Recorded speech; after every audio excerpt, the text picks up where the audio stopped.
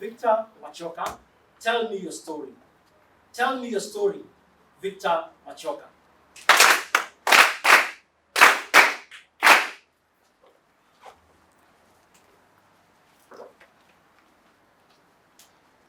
Contest Chair, fellow Toastmasters, tell me your story. I'm wearing a beautiful African attire. You like it? Yes. Good. I don't. It's my wife's idea of being smart. I'll not talk about the open buttons because that will be attributed to her as well. That is all my idea. I have a story. I'm wearing African kente. This is a Kenyan imitation of a Ghanaian descent of kente. And isn't it beautiful? I'm celebrating today the birth of my African renaissance, my love for my African roots and my celebration of being an African. And that's why I'm wearing African. But ladies and gentlemen, I'm also wearing black. And as you're aware, black is an attire that is mostly associated with funerals. Because today I'm celebrating the death of my past. Today is the first day of the rest of my life, and therefore it is the funeral of my past. That's my story.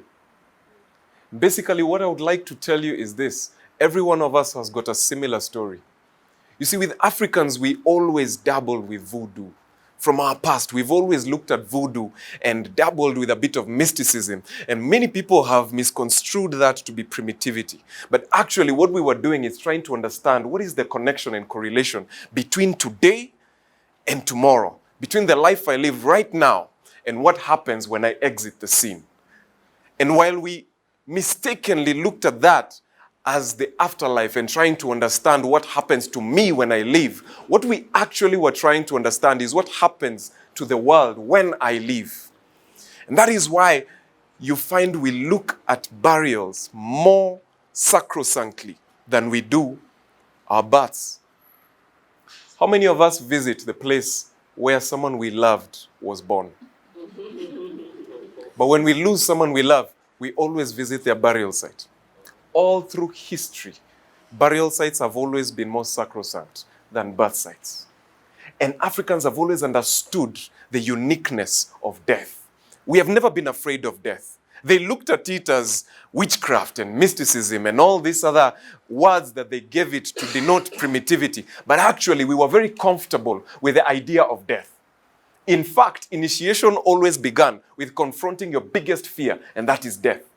If you look at the Maasai culture, for example, when you were 14, 15, 16, before you initiated into adulthood, the first thing you needed to do was kill a lion.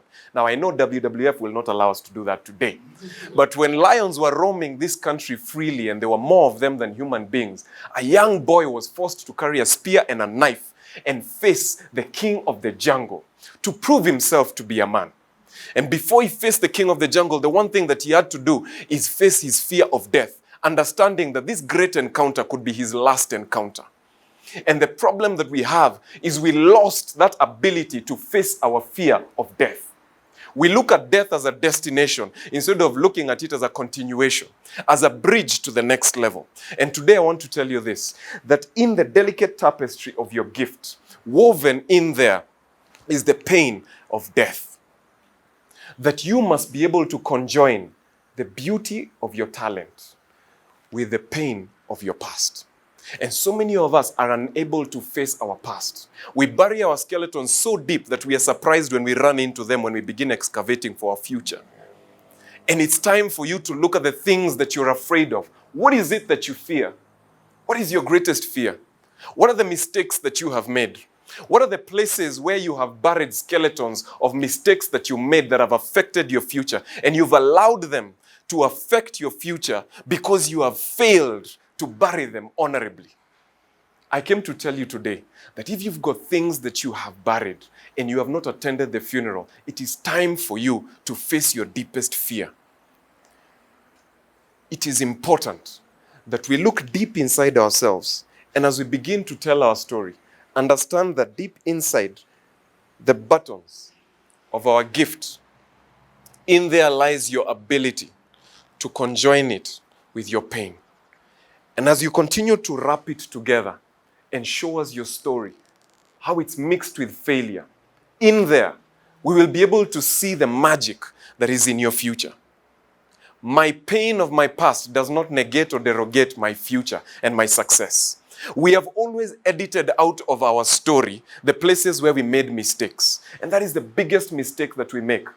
Because the brilliance of the stage owes that brilliance not just to the spotlight, but also to the dim lights. And therefore, as you approach me to enjoy the beauty of my kente, you are unfortunately coming into contact with the pain of the fabric of my failure.